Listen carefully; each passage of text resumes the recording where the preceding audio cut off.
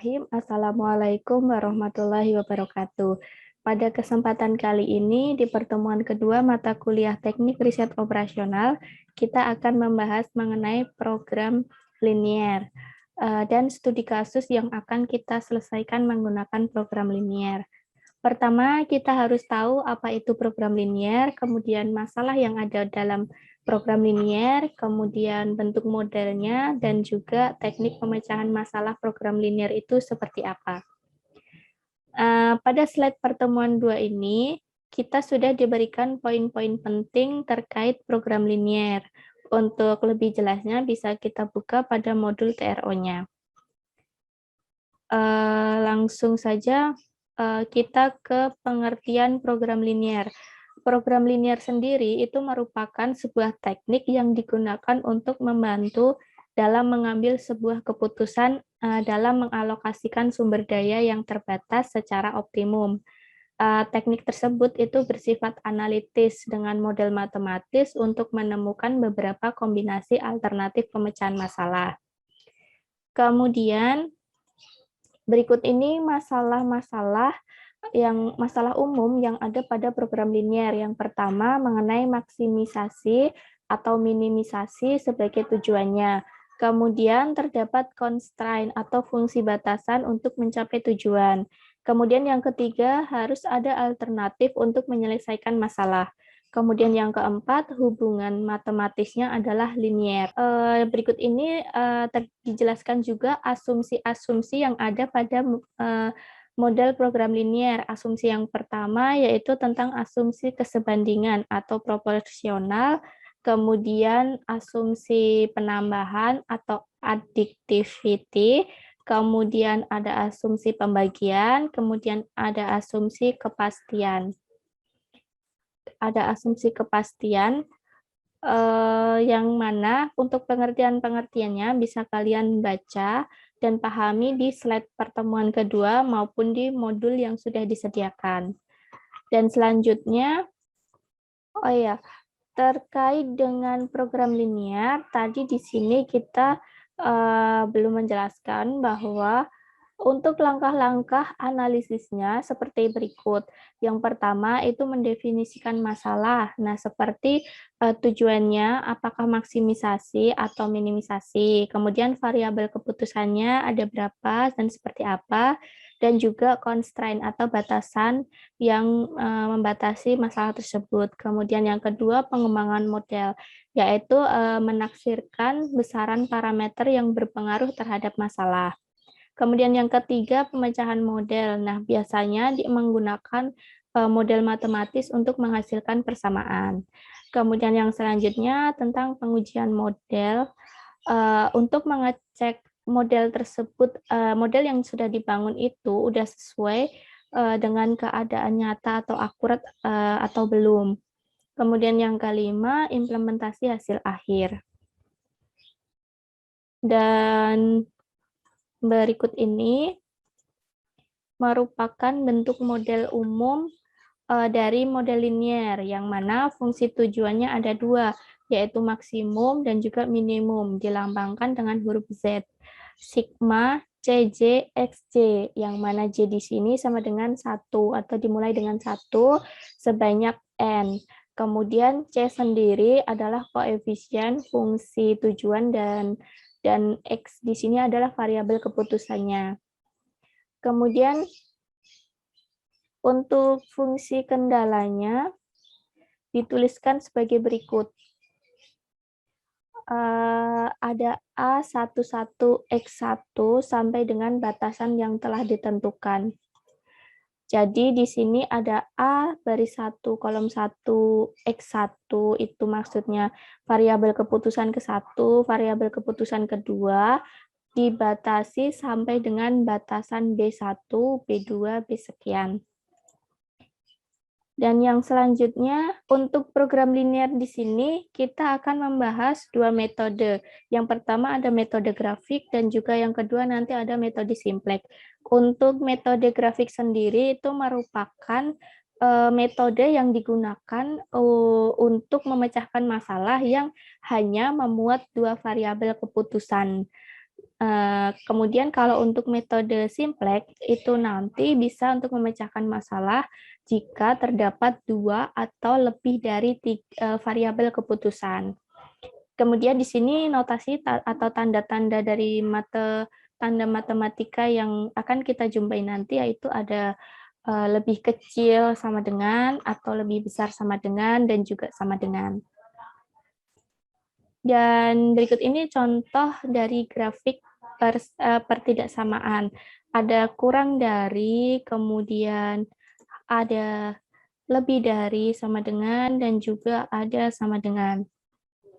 Yang kemudian langkah-langkah dalam penggunaan metode grafik di sini dijelaskan secara teori, langkah-langkahnya ada 1 sampai dengan 4.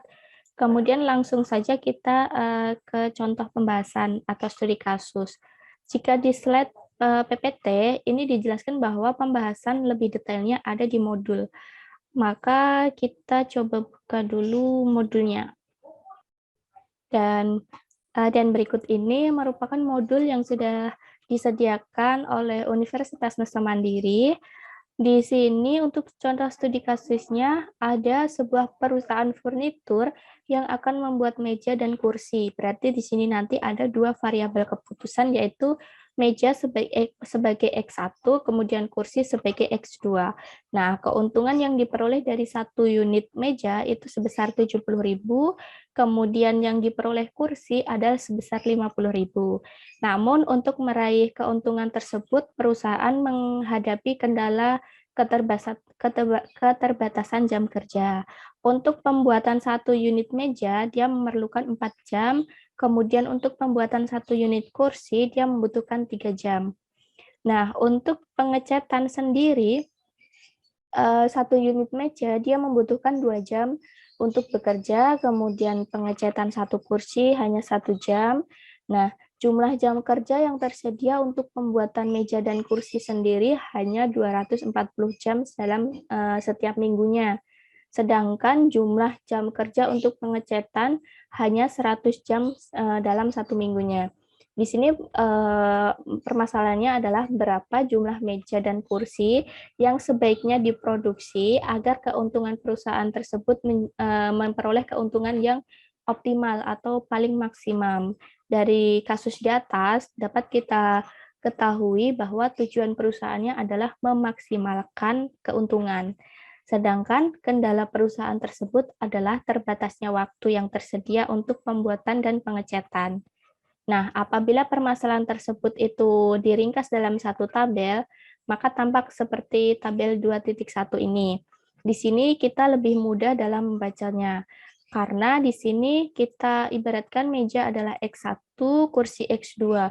Kemudian dalam setiap variabel keputusan, dia membutuhkan suatu proses pembuatan yang mana waktu yang tersedia hanya 240 jam dalam 1 minggu, kemudian pengecatan hanya 100 jam dalam 1 minggu.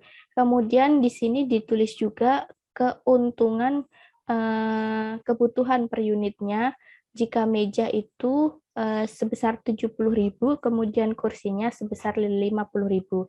Nah, jadi berapa jumlah meja dan kursi yang paling akan menghasilkan keuntungan paling optimal. Di sini kita menggunakan proses pengerjaan dengan metode grafik. Kita tentukan terlebih dahulu yang pertama fungsi tujuan. Fungsi tujuannya yaitu Z, ini P itu bisa diganti juga Z karena di dalam slide tadi dijelaskan adalah Z. Kemudian Z di sini adalah 70.000 X jumlah meja atau X1 ditambah 50.000 X jumlah kursi atau X2. Ini merupakan fungsi tujuan dari kita yang diproduksi atau secara matematis ditulis sebagai berikut ini dia. Kemudian kita menentukan yang kedua fungsi kendala. Nah, di sini langsung kita menentukan fungsi kendalanya. Kendala yang pertama, kita lihat dari tabel. Fungsi kendala yaitu 4X1 ditambah 3X2, itu tidak boleh lebih dari 240. Berarti kurang dari sama dengan 240 dan juga pengecatan juga 2x1 ditambah 1x2 kurang dari atau sama dengan 100. Nah, seperti ini. Jadi, setelah kita menentukan fungsi kendalanya ada dua ya, 4x1 plus 3x2 sama dengan 240. Kemudian di sini ada. Nah, dari kendala pertama, kita mencari nilai x1 dan juga x2-nya. Di sini, balik lagi ke dasarnya, untuk mencari x1 dan x2, kita gunakan perumpamaan bahwa jika x-nya 0 atau x1-nya 0 atau x2-nya yang 0, maka di sini akan diperoleh di sini x2-nya 0, maka kita akan memperoleh x1-nya sebesar 60. Karena 0 dikali 3 sama dengan 0, kemudian 4x1 sama dengan 240, sehingga x1-nya 60. Nah, kemudian untuk mencari x2-nya, kita ganti x1-nya dengan nilai 0. Maka di sini diperoleh x2-nya sebesar 80. Kemudian untuk kendala yang kedua, kita akan cari juga nilai x1 dan juga x2-nya, di mana kendala yang kedua adalah 2x1 ditambah x2. Karena tadi nilainya di sini adalah 1, jadi tidak usah ditulis. Sehingga diketahui untuk nilai x1-nya sebesar 50. Kemudian untuk x2-nya sebesar 100. Nah, dari masing-masing kendala, kita memperoleh titik potongnya ada di sini. Ada di nilai B, itu titik potongnya. Sebenarnya untuk mengetahui nilai titik B ini, kita mencarinya dengan mensubstitusikan atau eliminasi antara dua batasan tersebut. Kita di sini gunakan bahwa X2 sama dengan 100 min 2X1. Nah, X2 ini kita masukkan ke kendala yang pertama, sehingga X2-nya 3 dikali 100 min 2x1, sehingga diperoleh 4x1 plus 300 min 6x2 sama dengan 240, sehingga diperolehnya min 2x1 sama dengan 240 dikurangi 300, sehingga diperoleh untuk nilai x1-nya sebesar 30. Nah, ketika X1-nya sudah diketahui 30, kita masukkan ke X2. X2 tadi nilainya adalah 100 min 2X1. Sehingga di sini diketahui untuk X2 sama dengan 40. Sehingga titik potongnya kita dapatkan di angka 30,40. Jadi titik potongnya ada di titik B ini sebesar titiknya adalah 30,40. Nah, setelah kita mendapatkan titik potong, kemudian kita uji coba dengan titik-titik tadi kita masukkan ke fungsi tujuan kita, yaitu maksimum keuntungan. Di sini ada dua cara, dengan menggunakan garis profit atau isoprofit line, kemudian yang kedua dengan titik sudut atau corner point. Di sini langsung saja kita gunakan dengan cara yang kedua dengan corner point. Kita sudah mendapatkan tadi titik-titiknya adalah 0,0, kemudian di sini kan ada huruf O, A, B, C, O. Yang mana ini diperoleh dari sini. Ada O, A, B, C. Dari titik-titik tersebut, kita coba masukkan ke fungsi tujuan yang kita punya, dan nanti keuntungan mana yang paling maksimum akan kita peroleh. Yang pertama, kita coba dengan pada titik O 0, sehingga hasilnya akan 0. Jadi tidak mungkin. Kemudian keuntungan pada titik A sebesar 0,80 kita masukkan dan memperoleh keuntungan sebesar 4 juta. Kemudian keuntungan pada titik B sebesar 4.100.000 dan keuntungan pada titik C sebesar 3.500.000. Nah, kesimpulannya di sini Karena keuntungan tertinggi jatuh pada titik B, yaitu titik 30,40, maka sebaiknya perusahaan tersebut memproduksi mejanya sebesar 30 unit dan kursinya sebesar 40 unit. Dan perusahaan tersebut akan memperoleh keuntungan yang optimal sebesar 4.100.000. Seperti itu untuk contoh dari penyelesaian dengan metode grafik. Kemudian lanjut untuk metode simplex. Di sini sudah dikasih juga studi kasus serta penjelasannya yang nanti kalian bisa coba baca dan ulangi lagi. Di sini untuk studi kasusnya ada pada PT XYZ. PT tersebut itu memproduksi 3 macam produk, yaitu kayu gelondongan, mebel, dan juga triplek.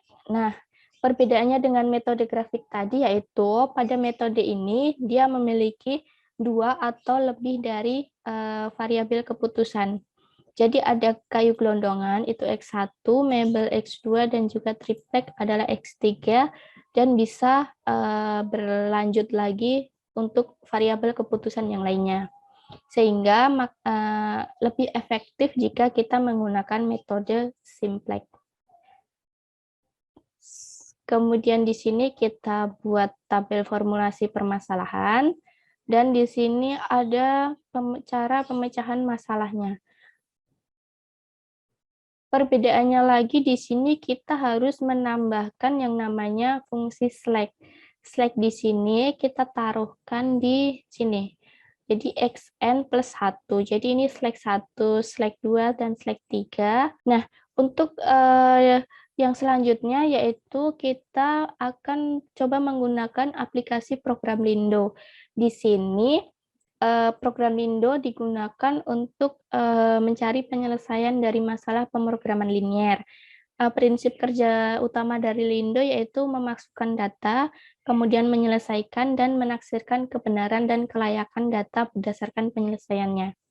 Jadi, tadi kita sudah mencoba untuk menghitung secara manual. Nah, untuk secara cepat kita bisa menggunakan aplikasi Lindo dengan cara nanti kita memasukkan sesuai dengan format yang diminta oleh si aplikasi. Nah, untuk perintah-perintah dalam menjalankan program Lindo ada perintah ini fungsi tujuannya ada min sama max, kemudian ada n nanti untuk mengakhiri, kemudian ada go untuk memecahkan dan menyelesaikan masalah, dan sebagainya.